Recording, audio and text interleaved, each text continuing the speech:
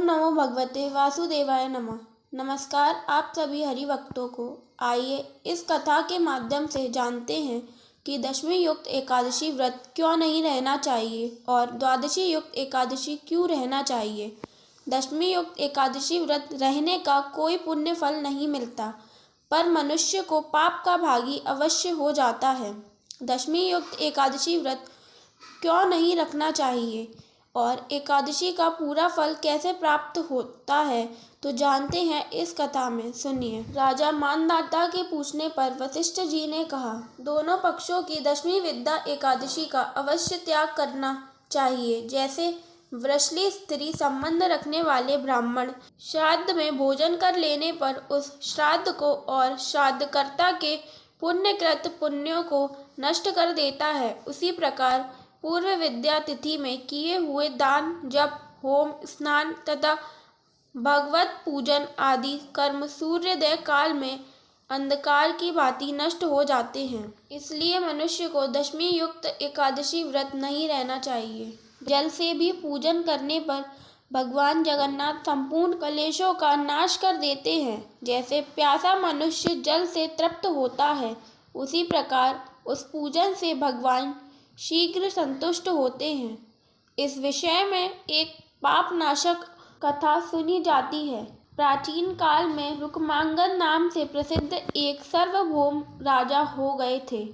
वे सब प्राणियों के प्रति क्षमा भाव रखते थे। क्षीर सागर में शयन करने वाले भगवान विष्णु उनके प्रिय आराध्य देव थे। वे भगवत भक्त तो थे ही, सदा एकादशी व्रत के पालन में तत्पर रहते थे।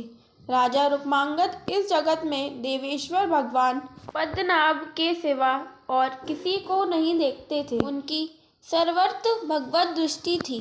वे एकादशी के दिन हाथी पर नगाड़ा रखकर बजवाते और सब ओर यह घोषणा करते कि आज एकादशी तिथि है। आज के दिन 8 वर्ष से अधिक और 85 वर्ष से कम आयु वाले जो मनुष्य मंदबुद्धि मनुष्य भोजन करेगा, वह मेरे द्वारा दंडनीय होगा। औरों की तो बात ही क्या, पिता, भ्राता, पुत्र, पत्नी और मेरा मित्र भी क्यों ना हो, यदि वह एकादशी के दिन भोजन करेगा तो उसे कठोर दंड दिया जाएगा। राजा के इस प्रकार घोषणा करने पर सब लोग एकादशी व्रत करके भगवान विष्णु के लोक में जाने लगे। इस प्रकार वैकुंठ धाम का मार्ग लोगों से भर गया। उस राजा के राज्य में जो लोग भी मृत्यु को प्राप्त थे, वे भगवान विष्णु के धाम को चले जाते थे। सूर्य नंदन प्रेतराज यम दयनीय स्थिति में पहुंच गए। चित्रगुप्त को उस समय लिखने पढ़ने के काम से छुट्टी मिल गई थी। लोगों के पूर्व कर्मों के सारे लेख मिटा दिए गए। मनुष्य अपने धर्म के प्रभाव से क्षण भर में वैकुंठ धाम को चले जाते थे। संपूर्ण नरक सूने हो गए, कहीं कोई पापी जीव नहीं रह गया था। 12 सूर्य के तेज से तप्त होने वाला यमलोक का मार्ग नष्ट हो गया। सब लोग गरुड़ की पीठ पर बैठकर भगवान विष्णु के धाम को चले जाते थे। मृत्युलोक के मानव एकमात्र एकादशी को छोड़कर और कोई व्रत आदि नहीं जानते थे। नरक में भी सन्नाटा छा गया। तब एक दिन नारद जी ने धर्मराज के पास जाकर कहा, राजन, नरकों के आंगन में किसी प्रकार की चीख पुकार नहीं सुनाई देती। आजकल लोगों के पाप कर्मों का लेखन भी नहीं किया जा रहा है। क्यों चित्रगुप्त जी मुनि की भांति मौन साध कर बैठ गए हैं? क्या कारण है कि आजकल आपके यहाँ पापियों का आगमन नहीं हो रहा है? महात्मा नारद के ऐसा पूछने पर सूर्यपुत्र धर्मराज ने दुखी होकर कहा, नारद जी, इस समय पृथ्वी पर जो राजा राज्य कर रहा है वह पुराण पुरुषोत्तम भगवान ऋषिकेश का भक्त है। राजेश्वर रुक्मांगद अपने राज्य के लोगों को नगाड़ा पीट कर सचेत करता है, एकादशी तिथि प्राप्त होने पर भोजन ना करो। जो मनुष्य उस दिन भोजन करेगा वह मेरे दंड के पात्र होगा। अतः सब लोग द्वादशी व्रत करते हैं। मुनिश्रेष्ठ, जो लोग किसी बहाने से भी द्वादशी को उपवास कर लेते हैं। वे दाह और प्रलय से रहित वैष्णव धाम को जाते हैं। उस राजा ने इस समय मेरे लोक के मार्गों का लोप कर दिया है। इस तरह के लोकपाल पद को मैं त्याग देना चाहता हूँ। अपना यह दुख ब्रह्मा जी को बताने के लिए मैं ब्रह्मलोक को जाऊंगा। ऐसा कहकर यमराज देवश्री नारद तथा चित्रगुप्त के साथ ब्रह्मा जी के धाम को गए। वहां उन्होंने देखा कि ब्रह्मा जी की सभा में बैठे हुए लोग देवश्री नारद तथा चित्रगुप्त के साथ यमराज को वहां उपस्थित देख आश्चर्यचकित नेत्रों से देखते हुए आपस में कहने लगे, क्या ये सूर्यपुत्र यमराज यहाँ लोककर्ता पितामह ब्रह्मा जी का दर्शन करने के लिए पधारे हुए हैं? क्या इनके पास इस समय कोई कार्य नहीं है? इनको तो एक क्षण का भी अवकाश नहीं मिलता है। ये सूर्य नंदन यम सदा अपने कार्यों में भी व्यग्र रहते हैं। अब तक किसी भी धर्मात्मा ने इनके पट पर लिखे हुए लेख को नहीं मिटाया था। अब तक जो बात देखने और सुनने में नहीं आई थी वह यही प्रत्यक्ष दिखाई देती है। ब्रह्मा जी के सभासद जब इस प्रकार की बातें कर रहे थे उस समय संपूर्ण भूतों का शासन करने वाले ब्रह्मा जी के चरणों में गिर पड़े। देवेश्वर, मेरा बड़ा तिरस्कार हुआ है। मेरे पट पर जो कुछ लिखा गया था सब मिटा दिया गया है। आप जैसे स्वामी के रहते हुए मैं अपने को अनाथ देख रहा हूँ। ऐसा कहकर धर्मराज दुखी हो गए। ब्रह्मा जी से बोले, आपका यह दिन पूरा होता है तब तक आपके ही आदेश के अनुसार मैं सब काम करता आया हूँ और आगे भी कर सकता हूँ, किंतु आज राजा रुक्मांगद ने मेरा महान तिरस्कार कर दिया है। जगन्नाथ, उस राजा के भय से समुद्रों द्वारा घिरी हुई समूची पृथ्वी के लोग सर्वपाप नाशक एकादशी के दिन भोजन नहीं करते हैं और उसके प्रभाव से भगवान विष्णु के धाम में चले जाते हैं। वह भी अकेले नहीं, पितरों और पितामहों को भी साथ ले लेते हैं।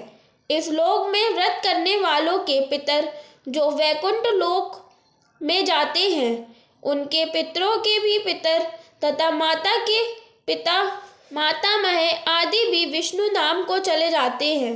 फिर उन सबके भी जो पिता माता आदि हैं उनके पूर्वज भी वैकुंठवासी हो जाते हैं।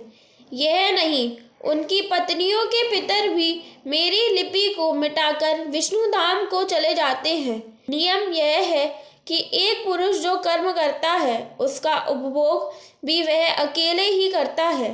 वैष्णव व्रत एकादशी का पालन करने वाला पुरुष जैसी गति को पाता है वैसी गति और किसी को नहीं मिलती। जगतपते, मैं समझता हूँ कि भगवान विष्णु के लोक का कोई माप नहीं है, वह अनंत है। तभी तो संपूर्ण जीव समुद्र के जाने पर भी बढ़ता नहीं है। राजा रुक्मांगद ने 1000 वर्ष से इस भूमंडल का शासन प्रारंभ किया है। देवेश्वर, राजा रुक्मांगद ने मेरे अनुपम लोकपाल पद को मिट्टी में मिला दिया है। अब मैं निराश हो गया हूँ, इसीलिए आपके चरणों में आया हूँ। ब्रह्मा जी बोले, धर्मराज, तुमने क्या आश्चर्य की बात देखी है? क्यों इतने खिन्न हो रहे हो? किसी के उत्तम गुणों को देखकर जो मन में संताप होता है वह मृत्यु के तुल्य माना गया है। सूर्य नंदन, जिनके नाम का उच्चारण करने मात्र से परम पद प्राप्त हो जाता है, उन्हीं की प्रीति के लिए उपवास करके मनुष्य वैकुंठ धाम को क्यों न जाए। त्रिभुवननाथ पुरुषोत्तम हमारे जन्मदाता हैं। धर्मराज, यदि भगवान शिव के, सूर्य के अथवा मेरे भक्तों से तुम्हारा विवाद हो तो मैं तुम्हारी कुछ सहायता कर सकता हूँ, किंतु भास्कर नंदन विष्णु भक्तों के साथ सामना होने पर मैं कोई सहायता नहीं कर सकता, क्योंकि भगवान पुरुषोत्तम सभी देवताओं के आदि हैं। भगवान मधुसूदन के भक्तों को दंड देना संभव नहीं है। जिन्होंने किसी बहाने से भी दोनों पक्षों की एकादशी युक्त द्वादशी का सेवन किया है, उनके द्वारा यदि तुम्हारा अपमान हुआ है तो उसमें मैं तुम्हारी सहायता नहीं कर सकता। तब यमराज ने कहा, तात, वेद जिनके चरण है, उन भगवान को नमस्कार करने में ही सबका हित है। इस बात को मैंने भी समझा है जगतपते। फिर भी जब तक राजा रुक्मांगद पृथ्वी का शासन करता है तब तक मेरा चित्त शांत नहीं रह सकता। देवश्रेष्ठ, यदि एकमात्र रुक्मांगद को ही आप एकादशी के दिन धैर्य से विचलित कर दे तो मैं आपका किंकर बन के रहूंगा। देव, उसने मेरे पट का लेख मिटा दिया है।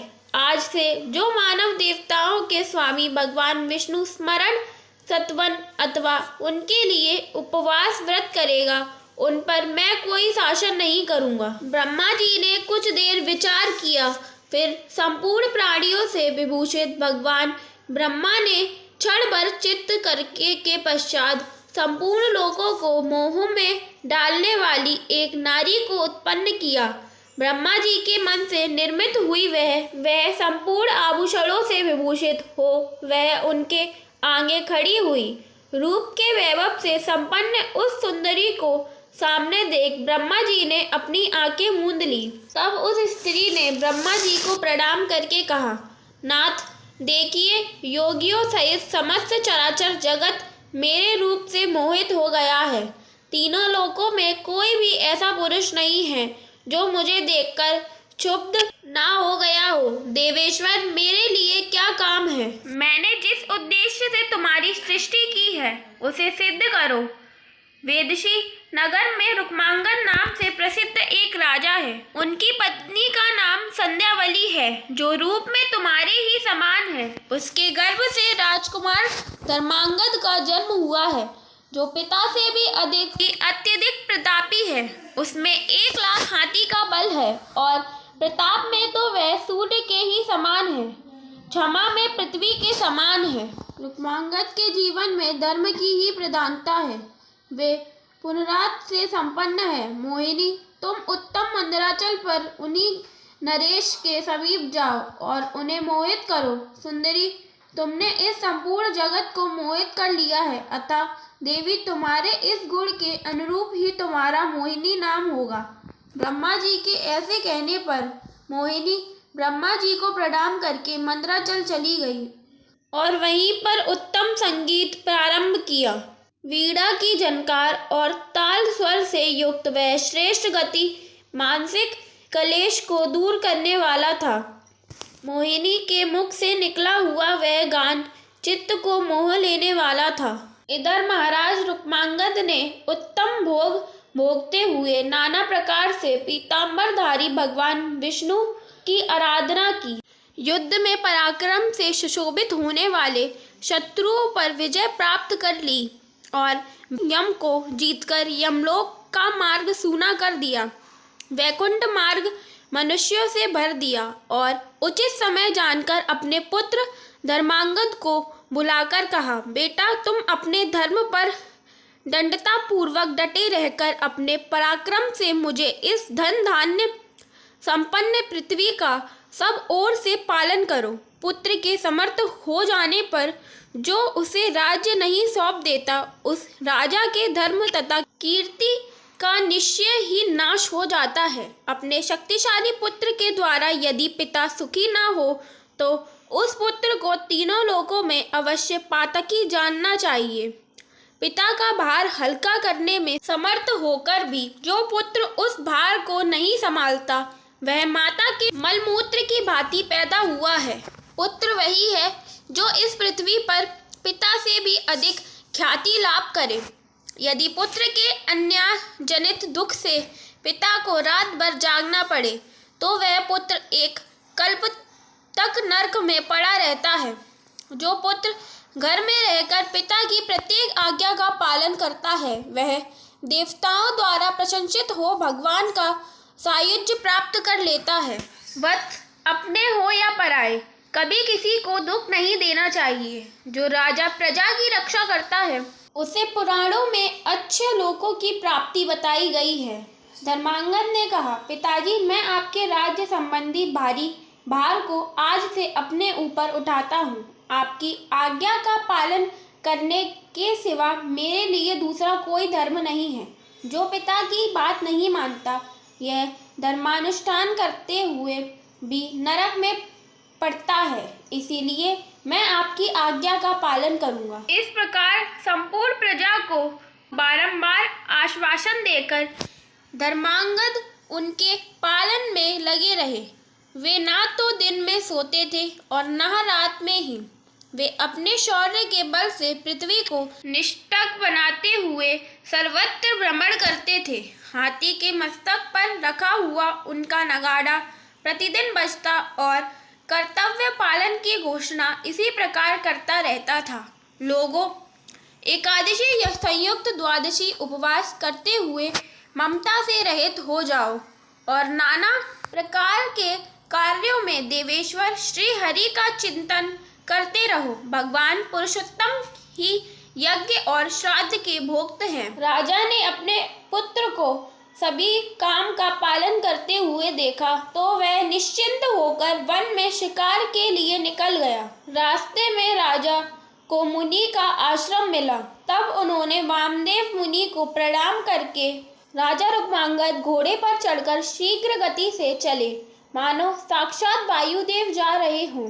मार्ग में अनेकानेक पर्वत, वन, नदी, सरोवर तथा उपवन आदि संपूर्ण ऐश्वर्य हृदय को देखते हुए वे राजा धीरज रुक्मांगद थोड़े ही समय में श्वेतगिरि, गंधमंदन और महामेरु को लांघकर उत्तर कुरुवर्ष को देखते हुए मंदराचल पर्वत पर जा पहुँचे।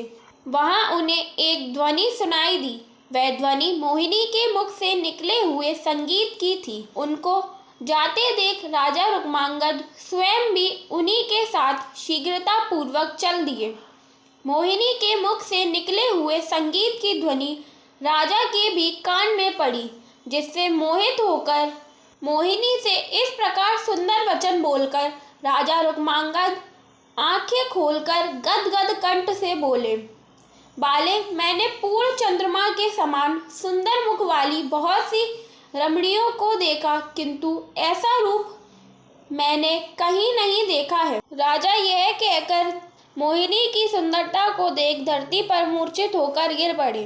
तब मोहिनी ने राजा से कहा, मैं आपसे पृथ्वी नहीं मांगती। मेरी इतनी ही इच्छा है कि मैं समय पर जो कुछ कहूँ उसका निशंक होकर आप पालन करते रहे। तब राजा बोले, देवी, तुम जिससे संतुष्ट रहो वही शर्त मैं स्वीकार करता हूँ। तब मोहिनी ने कहा, अपना दाहिना हाथ मुझे दीजिए, क्योंकि वह बहुत धर्म करने वाला हाथ है। राजन, उसके मिलने से मुझे आपकी बात पर विश्वास हो जाएगा। आप धर्मशील राजा हैं। आप समय आने पर कभी असत्य नहीं बोलेंगे। मोहिनी के ऐसा कहने पर महाराज रुक्मांगद मन प्रसन्न हो गया और वे इस प्रकार बोले, सुंदरी, जन्म से लेकर अब तक मैंने कभी क्रीड़ा विहार में भी असत्य भाषण नहीं किया है। लो, मैंने पुण्य चिह्न से युक्त यह दाहिना हाथ तुम्हें दे दिया। अब तुम मेरी पत्नी बन जाओ। मैं इक्ष्वाकुल में उत्पन्न हुआ हूँ। मेरा नाम रुक्मांगद है। मैं महाराज श्वेत ध्वज का पुत्र हूँ और मेरे पुत्र का नाम धर्मांगद है। तुम मेरी प्रार्थना का उत्तर देकर मेरे ऊपर कृपा दृष्टि करो। फिर राजा रुक्मांगद ने मंदराचल पर उस मोहिनी के साथ विधि पूर्वक विवाह किया और राजा ने कहा, बाले, तुम यहीं मेरे साथ रहोगी या मेरे राजमहल में। राजा रुक्मांगद की बात सुनकर मोहिनी अनुराग पूर्वक मधुर वाणी में कहा, राजन, जहाँ आपको सुख मिले वहीं मैं भी रहूंगी। स्वामी का निवास स्थान धन वैभव से रहित हो तो भी पत्नी को वही निवास करना चाहिए। मोहिनी का यह कथन सुनकर राजा हृदय प्रसन्नता से खिल उठा। वह उस सुंदरी को हृदय से लगाकर बोले, प्रिय, मेरी समस्त पत्नियों में तुम्हारा स्थान सर्वोपरि होगा। तब राजा मोहिनी को अपने साथ लेकर अपनी राजधानी को लौट गया। जब धर्मांगद को अपने पिता के आने का पता चला तो वह अपने पिता की अगवानी के लिए गया। जब राजा ने पुत्र को आया देखा, उसकी सकुशल पूछी, फिर राज्य और प्रजा की सकुशलता पूछी। तब धर्मांगद ने मोहिनी के बारे में पूछा। तब रुक्मांगद ने कहा, बेटा, ये तुम्हारी माता है, ये ब्रह्मा जी की पुत्री हैं। ये मुझे मंदराचल पर्वत पर संगीत का गायन करती हुई मिली। वहीं पर इन्होंने मुझे पति रूप में वरण कर लिया है।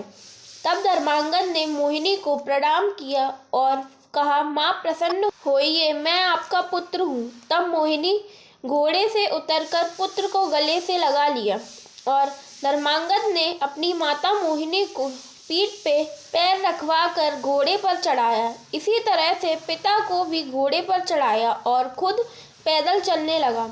माता को प्रणाम करने से पुत्र को समुचित पृथ्वी दान का फल मिल जाता है। धर्मांगद जैसे अपनी माता संध्यावली की सेवा करते थे, वैसे ही सम्मान मोहिनी को दिया और अपनी माँ संध्यावली से कहा, जो स्वामी को प्रिय हो, पतिव्रता स्त्री को उसकी प्रसन्नता में वैसा ही करना चाहिए। तब संध्यावली ने धर्मांगद से कहा, बेटा, एकादशी व्रत ही के कारण तुम जैसा धर्मयुक्त पुत्र प्राप्त हुआ है। फिर संध्यावती ने मोहिनी को भोजन कराया और धर्मांगद ने प्रणाम किया। तब मोहिनी बोली, पुत्र, तुम मेरे पति को शीघ्र ले आओ, मैं उनके बिना 2 घड़ी भी नहीं रह सकती। तब धर्मांगद ने पिता को जाकर माता के बुलाने का संदेश दिया। रुक्मांगद तुरंत मोहिनी के पास आ गए। वहां देखा कि मोहिनी लेटी है और संध्यावली सेवा कर रही है। पति को आया देख मोहिनी प्रसन्नता से खिल उठी और राजा को से बोली, पुत्र को समर्पित होते हुए भी मुझे अकेले छोड़ राज्य कार्य क्यों देखते हो? तब रुक्मांगद बोले, प्रिय, तुमने बुलाया, मैं शीघ्र आ गया। तुम जैसा कहोगी मैं निश्चय वैसा ही करूँगा। तब मोहिनी बोली, स्वामी, अब तुम अपने पुत्र को पूरी तरह राज्यभार देकर मेरे साथ रहो। तब राजा धर्मांगद ने पुत्र को राज्य सौंप दिया और धर्मांगद भी एक धर्मयुक्त राजा होकर प्रजा का पालन व एकादशी व्रत में तत्पर रहने लगा। राजा रुक्मांगद ने मोहिनी के साथ 8 वर्ष तो बड़े सुख से बीते। 9वें वर्ष में पुत्र धर्मांगद ने युद्ध में विजय पाकर बहुत सी मणि वरुण कन्याएं जीती, सब पिता के सामने रख दी। आप जैसा चाहें इनका विभाजन कीजिए। तब राजा रुक्मांगद ने मणि तो मोहिनी को दे दी और वरुण कन्याओं के साथ पुत्र का विवाह करा दिया। जो वस्तुएं थी अन्य पत्नियों में बांट दी। धीरे धीरे कार्तिक का महीना भी आ गया। राजा रुक्मांगद ने कार्तिक मास की महिमा बताते हुए मोहिनी से कहा, ये माह भगवान श्री हरि को बहुत ही प्रिय है। इस कार्तिक माह में दान पुण्य और स्नान का जैसा पुण्य है वैसा पुण्य कहीं नहीं है। मैं श्री विष्णु की प्रसन्नता के लिए कार्तिक स्नान करूँगा। तब मोहिनी बोली, स्वामी, आपने मुझे वचन दिया था, जो मैं बोलूँगी वो आप करेंगे और मैं आपके बिना 1 माह कैसे रहूँगी। पुराणों में वर्णन है कि समर्थ न होने पर आपके बदले कार्तिक मास स्नान पत्नी पुत्र भी कर सकते हैं। तब राजा ने अपनी बड़ी रानी संध्यावली को बुलाकर कार्तिक माह स्नान के लिए कहा। संध्यावली पतिव्रता स्त्री थी। वो अपने पति की बात सहसा मान गई और राजा से कहा, स्वामी, मैं आपके लिए तो यह शरीर भी अग्नि में झोंक सकती हूँ, अतः आपके लिए मैं यह कार्तिक माह का स्नान अवश्य करूँगी। और फिर रुक्मांगद को प्रणाम करके अपने कक्ष में चली गई। तब राजा रुक्मांगद ने मोहिनी से कहा, शुभे, मैंने तुम्हारी आज्ञा का पालन किया है। जो भी कामनाएं हो उसे भी तुम पूर्ण कर लो, तुम्हारे संतोष के लिए। मैं राजकाज से भी अलग हो गया हूँ। अपने प्राण वल्लभ की ऐसी बातें सुनकर मोहिनी के हर्ष के सीमा न रही। उसी समय राजा रुक्मांगद के कानों में डंके की चोट सुनाई दी, जो हाथी के मस्तक पर रखकर धर्मांगद के आदेश से बजाया जा रहा था। लोगों, कल प्रातः काल एकादशी है, अतः आज केवल एक समय भोजन करके नमक छोड़ दे।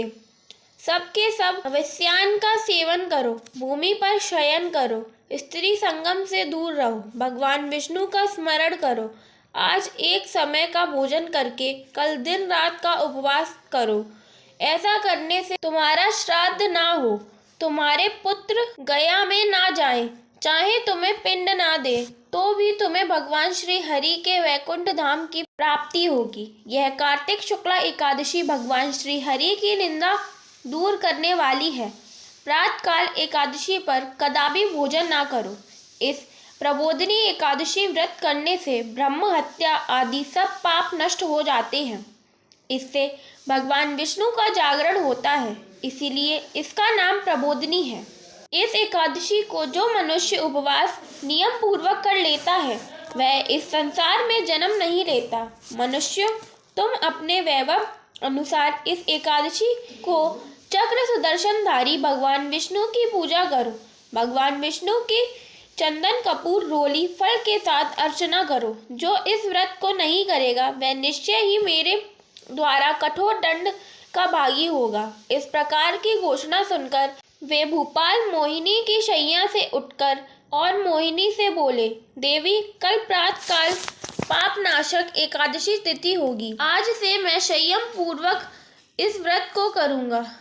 अतः तुम भी मेरे साथ उपवास पूर्वक समस्त इंद्रियां के स्वामी भगवान नारायण की आराधना करो। मोहिनी बोली, राजन, चक्रधारी भगवान विष्णु का पूजन जन्म मृत्यु जरावस्था का नाश करने वाला है। यह बात आपने ठीक कही, किंतु मदिराचल पर्वत पर आपने अपना दाहिना हाथ देकर प्रतिज्ञा की है, उसके पालन का समय आ गया है। या तो आप मुझे वर दीजिए, यदि नहीं देते तो अब तक का सारा पुण्य आपका शीघ्र नष्ट हो जाएगा। रुक्मांगद ने कहा, प्रिय, जो तुम्हारा मन में इच्छा होगी वो सब पूर्ण करूँगा। मेरा यह जीवन तक तुम्हें अर्पित है। मोहिनी बोली, राजन, यदि मैं आपकी प्रिय हूँ तो आप एकादशी के दिन उपवास न करके भोजन करो। यही वर मुझे चाहिए। महाराज, यदि आप मुझे यह वर नहीं देंगे तो असत्यवादी होकर घोर नरक में जाएंगे और एक कल्प तक उसी में पड़े रहोगे। राजा ने कहा, कल्याणी, ऐसी बात ना कहो, यह तुम्हें शोभा नहीं देती। तुम ब्रह्मा जी की पुत्री होकर धर्म में विघ्न क्यों डालती हो? सुबह जन्म से लेकर अब तक मैंने कभी एकादशी को भोजन नहीं किया, तब आज जब मेरे बाल सफ़ेद हो गए हैं मैं कैसे भोजन कर सकता हूँ? जिसकी जवानी बीत चुकी हो उस मनुष्य के लिए यही उचित है कि वह गंगा जी के सेवन या भगवान श्री हरि की आराधना करे। सुंदरी, तुम मुझ पर प्रसन्न हो और मेरे व्रत को भंग ना करो। मैं तुम्हें राज्य और संपत्ति दे दूंगा या कोई और इच्छा हो पूर्ण करूंगा।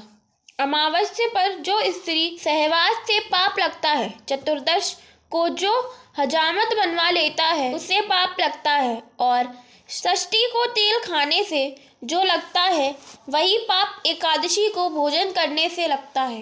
तब मोहिनी बोली, जब आप एकादशी को भोजन कर लोगे तभी मुझे प्रसन्नता होगी, अन्यथा यदि आप सिर भी काट के दे दोगे तो भी मुझे प्रसन्नता नहीं होगी। यदि आप एकादशी को भोजन नहीं करोगे तो आप जैसे असत्यवादी के साथ मैं नहीं रहूँगी। तब राजा बोले, मेरे पिता भगवान विष्णु और तुम्हारे पिता ब्रह्मा जी भी आके भोजन की कहेंगे तब भी मैं भोजन नहीं करूँगा। इस पर मोहिनी जल भुन गई और राजा को छोड़ के चली गई। उस जगह जाकर बैठ गई जहाँ राजा के पुत्र धर्मांगद निकलते थे। जब मोहिनी धर्मांगद के घोड़े की आवाज़ सुनी तो जोर जोर से विलाप करने लगी। तब धर्मांगद ने देखा कि माता मोहिनी क्यों रो रही हैं। पास जाकर पूछने लगे, माता, आपको किसने कष्ट दिया है? जिससे आपको सुख मिले मैं वह यत्न जरूर करूँगा। तब मोहिनी बोली, पुत्र, तुम्हारे पिता ने मुझे दाहिना हाथ देकर प्रतिज्ञा की थी, आज वो असत्यवादी हो गए हैं और मुझे भी कष्ट दे रहे हैं। तब धर्मांगद माता को समझा बुझाकर पिता के पास ले आए। पिता ने कहा, पुत्र, यह मोहिनी मुझे एकादशी पर भोजन करने को कहती है। मैं असत्यवादी हो जाऊं, चाहे नरक में पड़ा रहूं, या इस मोहिनी के वियोग से मेरे प्राण ही चले जाएं, पर मैं एकादशी को भोजन नहीं करूंगा। तब धर्मांगद ने अपनी माँ संध्यावती से कहा, मोहिनी को समझाने को कहा। संध्यावली ने मोहिनी को कई प्रकार से पतिव्रत धर्म को बताते हुए समझाया, पर मोहिनी एक बात सुनने को तैयार नहीं थी। अंत में मोहिनी ने संध्यावली से कहा, तुम पतिव्रत धर्म की कुछ ज्यादा ही ज्ञान देती हो। चलो, मैं राजा से एकादशी न करने के बदले में तुम्हारे पतिव्रत धर्म को ही देखती हूँ। मुझे तुम्हारे पुत्र धर्मांगद का मस्तक कटा हुआ चाहिए, जिसे राजा स्वयं अपने हाथ से तलवार लेकर काटेंगे, मेरी झोली में डालें। ये सुनकर संध्यावली पहले तो कांप गई, फिर अपने को संभालती हुई बोली, पिता, पुत्र, माता, भाई, ये सारे रिश्ते इसी जन्म के लिए हैं, पर द्वादशी युक्त एकादशी इस लोक और परलोक दोनों में ही सुख देने वाली है। अतः एकादशी व्रत से सब मंगल ही होगा। मैं अपने पुत्र का मस्तक तुम्हें दिलाऊंगी। मोहिनी, तुम मेरी बात पर विश्वास करो और सुखी हो जाओ। तदंतर देवी संध्यावती ने राजा के दोनों पैर पकड़ लिए और बोली, स्वामी, मैंने इस मोहिनी को बहुत समझाया, पर इसका एक ही आग्रह है, या तो एकादशी को भोजन करो, नहीं तो अपने पुत्र का वध करो। नाथ, धर्म छोड़ने की अपेक्षा पुत्र का वध श्रेष्ठ है। गर्भधारण में माता को ही अधिक क्लेश सहना पड़ता है और बालक पर उसी का प्रेम अधिक होता है, वैसा पिता का नहीं। किंतु हे स्वामी, आज मैं माता होकर भी परलोक की इच्छा जीतने को रखकर पुत्र स्नेह की तिलांजलि दे चुकी हूँ। राजन, स्नेह को दूर करके पुत्र का वध कीजिए। दुखी होने से कोई लाभ नहीं है। आप सत्य और धर्म की रक्षा कीजिए। अपने सत्य पालन के उद्देश्य से मोहिनी के वचन की पूर्ति कीजिए। पत्नी की बात सुनकर राजा रुक्मांगद ने कहा, प्रिय, पुत्र हत्या बहुत बड़ी हत्या है। ये तो ब्रह्म हत्या से भी बढ़कर है। कहाँ से कहाँ मैं मद्राचल पर्वत पर गया और जाने कहाँ से ये मोहिनी मुझे वहाँ मिली। देवी, यह स्त्री नहीं, धर्मांगद का नाश करने के लिए काल है। धर्मांगद विनयशील तथा प्रजा को प्रसन्न रखने वाला है। अभी तक उसका कोई संतान भी नहीं है। ऐसे पुत्र को मारकर मेरी क्या गति होगी। फिर मोहिनी से बोले, मेरे एकादशी व्रत न करने से तुम्हें क्या लाभ होगा, मेरे पुत्र की मृत्यु से तुम्हें क्या मिलेगा। उसी समय वहां धर्मांगद आ गए और मोहिनी को देखकर प्रणाम किया और कहा, माते, ये लो, मैं आपके सामने खड़ा हूँ। और राजा को तलवार देते हुए कहा, पिताजी, मेरे वध के लिए आपको विलाप नहीं करना चाहिए। आपने मेरी माता को जो वचन दिया है उसका पालन कीजिए। आपने धर्म का त्याग मत कीजिए। ये शरीर तो आपका ही दिया हुआ है। आप मेरा वध कीजिए। पुत्र के ऐसे बार बार कहने पर उसी समय भगवान विष्णु स्थिर रूप से आकाश में ठहर गए। गरुड़ ध्वज को देखकर राजा ने प्रणाम किया और तलवार हाथ में ले ली। धर्मांगद ने माता पिता को प्रणाम करके सिर नीचे कर लिया कटने के लिए, और जैसे ही राजा ने तलवार उठाई, सिर काटने को पृथ्वी डोलने लगी, आकाश कांपने लगा, वृक्ष गिरने लगे, बिजली चमक उठी। यह देख मोहिनी का रंग फीका पड़ गया और सोचने लगी कि विधाता ने व्यर्थ ही जन्म दिया। अब तो मुझे स्वर्ग में स्थान नहीं मिलेगा, और मूर्छित होकर पृथ्वी पर गिर पड़ी। राजा ने तलवार से पुत्र का मस्तक काटने ही चाहा। उसी समय भगवान विष्णु ने राजा को पकड़ लिया और कहा, राजन, मैं तुम पर बहुत प्रसन्न हूँ। अब तुम मेरे वैकुंठ धाम को चलो। अकेले नहीं, अपनी प्रिय पत्नी संध्यावती और पुत्र धर्मांगद को भी साथ ले चलो, और यमराज के मस्तक पर पैर रखकर मेरे शरीर में मिल जाओ। तब राजा रुक्मांगद अपनी पत्नी और पुत्र के साथ भगवान श्री हरि के शरीर में समा गए। जब यमराज ने देखा तो भयभीत होकर ब्रह्मा के पास पहुंचकर बोले, नाथ, अब मैं यमराज के पद पर नियुक्त नहीं होना चाहता। आपकी पुत्री भी लज्जावश मूर्छित हो पड़ी है। उससे सब लोग दुत्कार रहे हैं। मेरा तो व्यापार ही बंद हो गया। आज्ञा दीजिए, मैं क्या करूं। इधर जब ब्रह्मा जी, यमराज और सब देवता मोहिनी के पास थे, उसी समय रुक्मांगद के कुल गुरु आ गए, जो जल में बैठकर वर्षों से तपस्या कर रहे थे। जल से निकलने पर मोहिनी की सारी करतूतें सुनी और देवता से बोले, इस मोहिनी को धिक्कार है, देव समूह को धिक्कार है और इस पाप कर्म को धिक्कार है। इस पर हत्या का पाप सवार है। यह स्त्री नहीं, राक्षसी है। देवताओं, यदि यह जलती हुई आग में कूद जाए तब भी इसकी शुद्धि नहीं होगी, क्योंकि इसने पृथ्वी को राजा से शून्य कर दिया। इसने पति का तिरस्कार किया है। इसके पक्ष में जो भी होगा, देवता दानव, मैं उसे भस्म कर दूंगा, और जो मोहिनी के साथ देगा उसे भी यहाँ पाप लगेगा। और उस राजा के गुरु ने अपने हाथ जल लेकर क्रोध से मोहिनी पर फेंका। मोहिनी क्षण भर में जलकर भस्म हो गई। तब वह स्वर्ग में पहुंची। वहां से देवताओं ने पापिनी कहकर भगा दिया। जब वह नरक में गई तो यमराज के दूतों ने यातनाएं दी और कहा, ये पापिनी पति के हाथों पुत्र का वध कराने वाली है। इस प्रकार उसे नरक से भी निकाल दिया। वह जहाँ भी जाती धिक्कार से भगा दी जाती। तब वह ब्रह्मा जी की शरण में गई। ब्रह्मा जी को दया आ गई और राजा रुक्मांगद के कुल गुरु के पास जाकर बार बार मिन्नतें करने लगी और कहा, ये हजारों वर्षों से पाप भुगत रही है, अब इस पे दया करो। तब आज इसकी वजह से राजा रुक्मांगद को विष्णु लोक प्राप्त हो गया है। तब मुनि ने कहा, तुम्हारी पुत्री पाप से भरी हुई है तथा प्राणियों से परिपूर्ण लोक में नहीं जा सकती।